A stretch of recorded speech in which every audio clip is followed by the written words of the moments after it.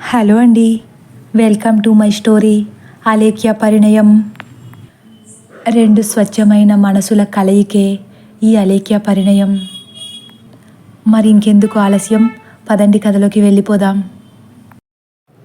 అలా సంతోష్ ఆర్తితో, అవును ఆర్తి, గుడి దగ్గర ఏం జరిగిందంటే షూ వేసుకుంటానికి వెళ్ళాక చాలాసేపు నా షూ ఆ చెప్పుల మధ్యలో కనిపించలేదు.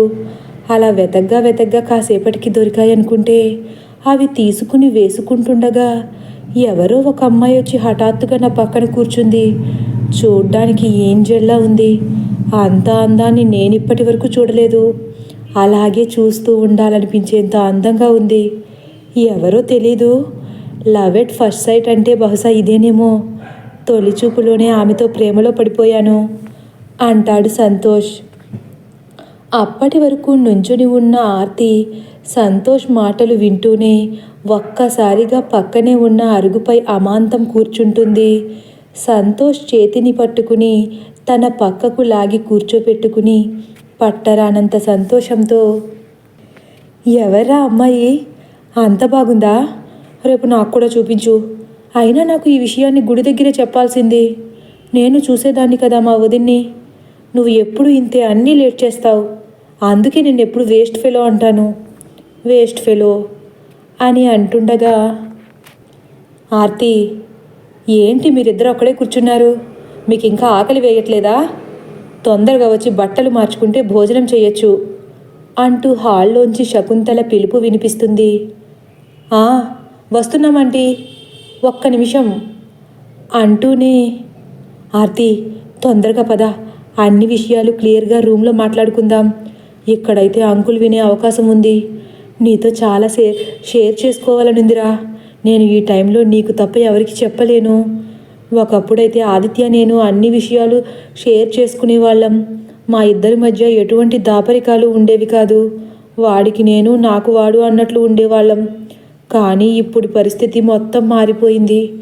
వాడితో ఇటువంటి విషయాలు మాట్లాడాలన్నా కూడా భయమేస్తుంది అంటుండగా, అయ్యాయా మీ మాటలు? ఇంకా ఏమైనా ఉన్నాయా అంటూ ఒక చేతిలో వాటర్ బాటిల్, ఇంకో చేతిలో క్యారేజ్ పట్టుకుని గంభీరంగా వెనక నుంచుంటుంది శకుంతల. శకుంతలను వెనక చూసిన ఇద్దరూ ఒక్కసారిగా ఉలిక్కి పడతారు. శకుంతల వీళ్ళ మాటలు వినేసిందేమో అన్న భయం ఇద్దరిలో కనిపిస్తుంది. 10 సెకండ్లు నిశ్శబ్దంగా ఉండిపోతారు ఇద్దరు. ఏమైంది మీ ఇద్దరికి? నన్ను చూసి అలా సైలెంట్ అయిపోయారు అంటుంది అయోమయంగా శకుంతల. అమ్మయ్య, బ్రతికిపోయాం. ఆ అమ్మ మా మాటలు వినలేదనుకుంటా. అసలే ఆ అమ్మకు అన్నయ్య ఇన్సిడెంట్ తర్వాత లవ్ అనే పదం వినపడితే చాలు చంద్రముఖి సినిమాలో గంగలా మారిపోతుంది అని కొంచెం స్థిమిత పడుతుంది ఆర్తి. సంతోష్ కూడా శకుంతలకు ఏం అర్థం కాలేదు అన్న నమ్మకం కలిగింది. అయ్యో ఏంటంటే సిఐడి ఆఫీసర్లా ప్రశ్నల మీద ప్రశ్నలు వేసి మమ్మల్ని కంగారు పెట్టేస్తున్నారు. నేను గుడి నుంచి వచ్చేటప్పుడు నా షూకి బదులు ఎవరివో చెప్పులు వేసుకొచ్చేశాను. అది చూసి ఆర్తి నన్ను ఆట పట్టిస్తుందంతే. మీరు పదండి, మేము వచ్చేస్తాం అంటాడు సంతోష్ ఏమీ ఎరగనట్లు. అవునా, మొద్దులా ప్రవర్తిస్తావు ఒక్కొక్కసారి నువ్వు. అసలు గుడి దగ్గర నుంచి వేరే వాళ్ళు చెప్పులు వేసుకురావచ్చా? కాస్త కోపంగా చూస్తుంది శకుంతల. నేను కావాలని వేసుకురాలేదాంటీ. అయినా వేసుకొస్తే ఏమవుతుంది?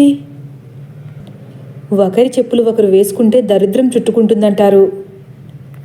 ఓ అంతేనా? అలా అయితే పర్లేదమ్మా. వీడిని చుట్టుకునే ధైర్యం ఆ దరిద్రానికి కూడా లేదులే అంటుంది ఆర్తి నవ్వుతూ. ఏయ్ నోర్ముయ్ అంటాడు సంతోష్ పక్క నుంచి. సరే మీరు లోపలికి వెళ్ళి భోజనం చేయండి. నేను పైకి వెళ్ళి ఆదిత్యకు భోజనం పెట్టేసి వస్తాను అని నెమ్మదిగా పైకి వెళ్తుంది శకుంతల.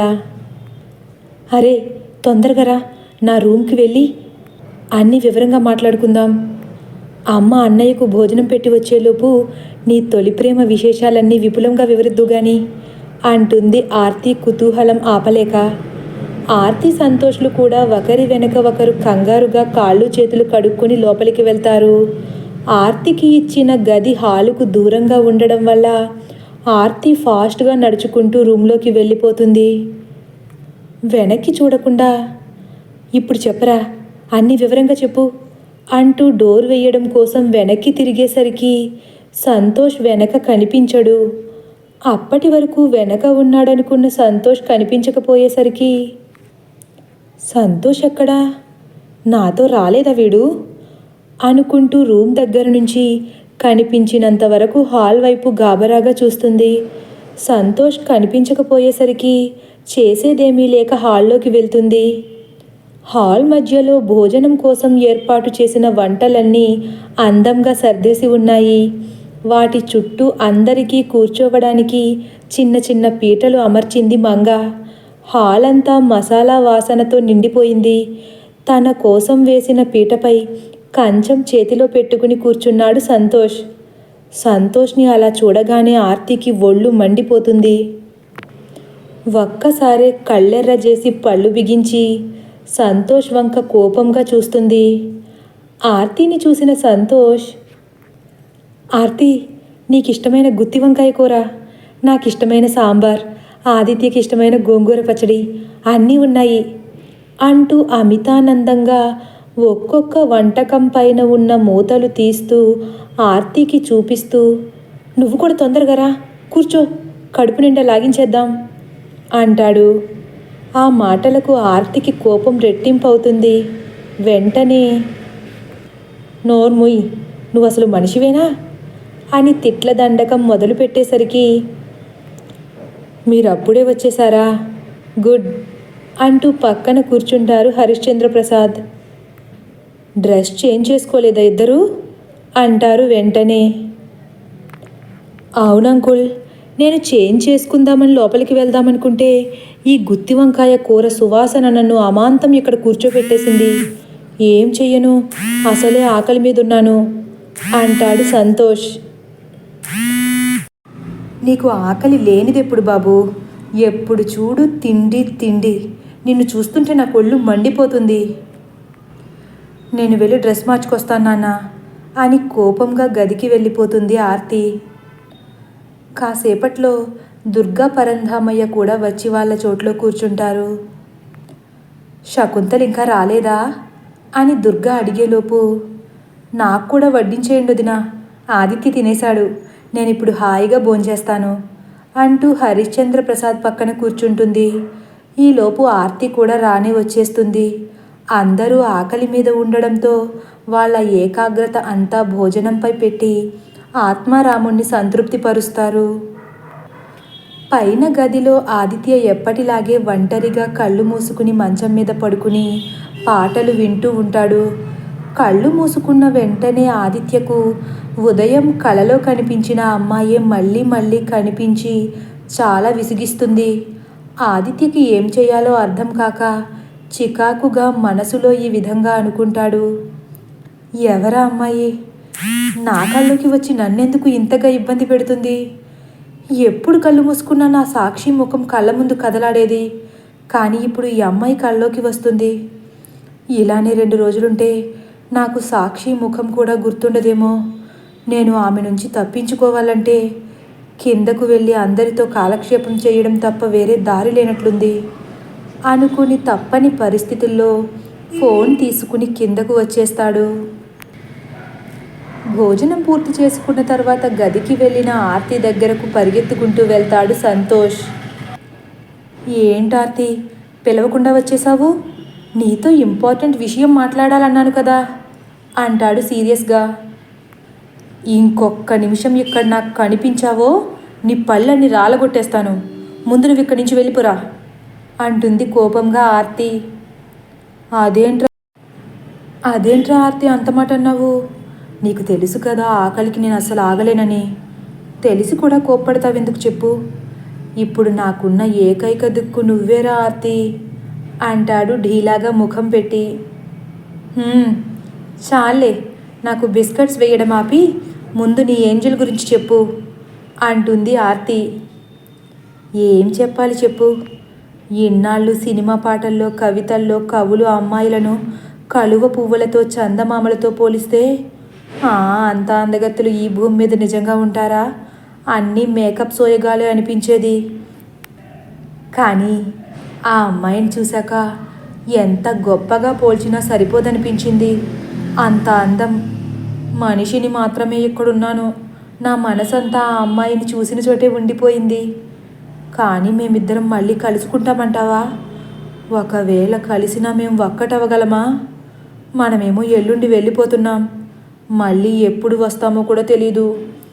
ఈలోపు ఆ అమ్మాయికి పెళ్ళై 2 పిల్లలు కూడా పుట్టేయచ్చు. అమ్మో, అలా తలుచుకుంటేనే భయమేస్తుంది. ఏం చెయ్యాలి ఆర్తి? ఒకవేళ అమ్మాయి రేపు గుడికి వస్తే ఆంటీకి అంకుల్కి చెప్పి వాళ్ళ పేరెంట్స్తో మాట్లాడించే బాధ్యత నీదే.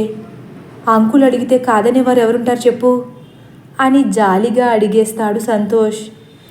సంతోష్ మాటలు ఆర్తికి చాలా ఆశ్చర్యంగా అనిపిస్తాయి. సంతోష్ ఇలా మాట్లాడతాడని ఆర్తి అస్సలు ఊహించలేదు. వెంటనే, సంతోష్, నువ్వేం మాట్లాడుతున్నావు? నీకేమైనా అర్థమవుతుందా? ఏదో సరదాగా అంటున్నావు అనుకుంటే నువ్వేంట్రా మరీ పెళ్లి సంబంధాల వరకు వెళ్ళిపోతున్నావు?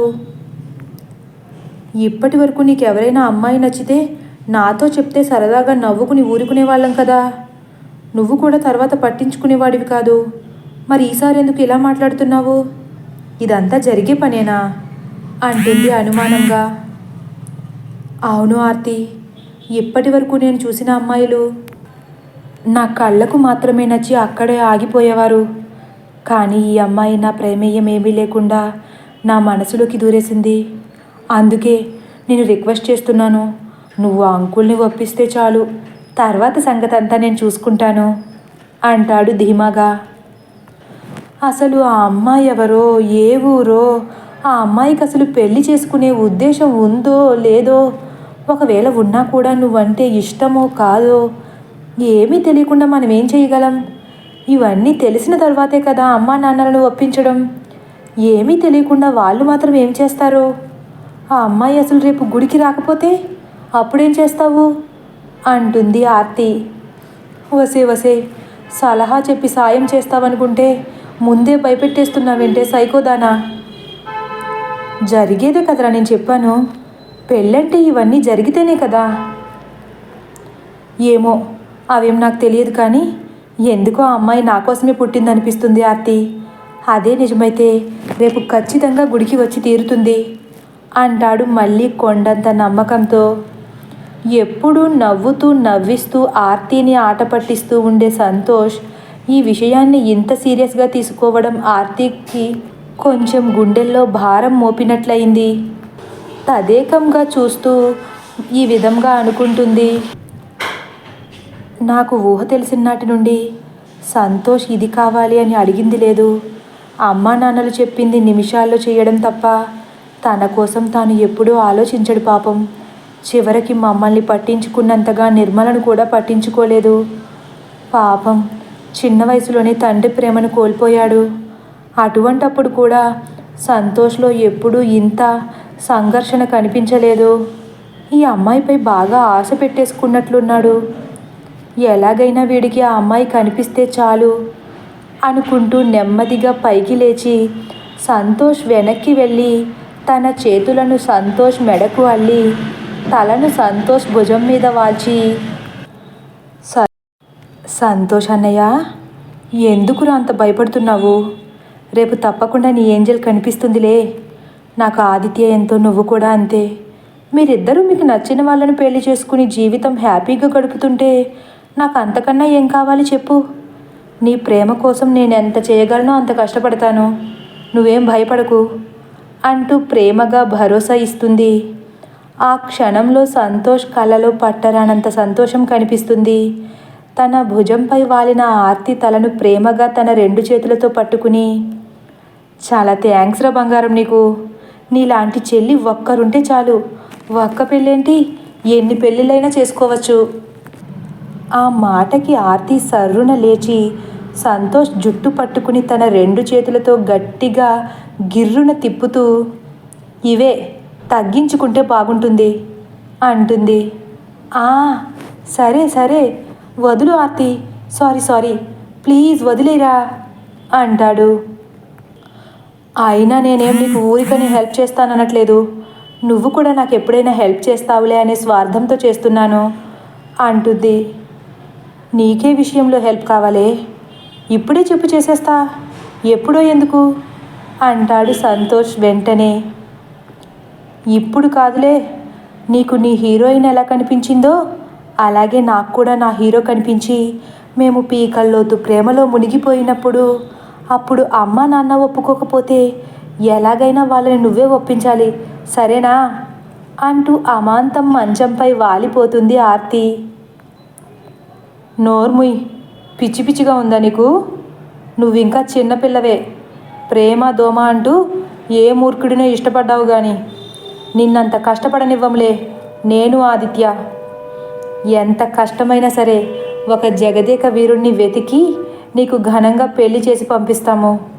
అప్పటి వరకు కుదురుగా ఉండు, పిచ్చి పిచ్చి వేషాలు వేయకు అంటాడు కాస్త కోపంగా.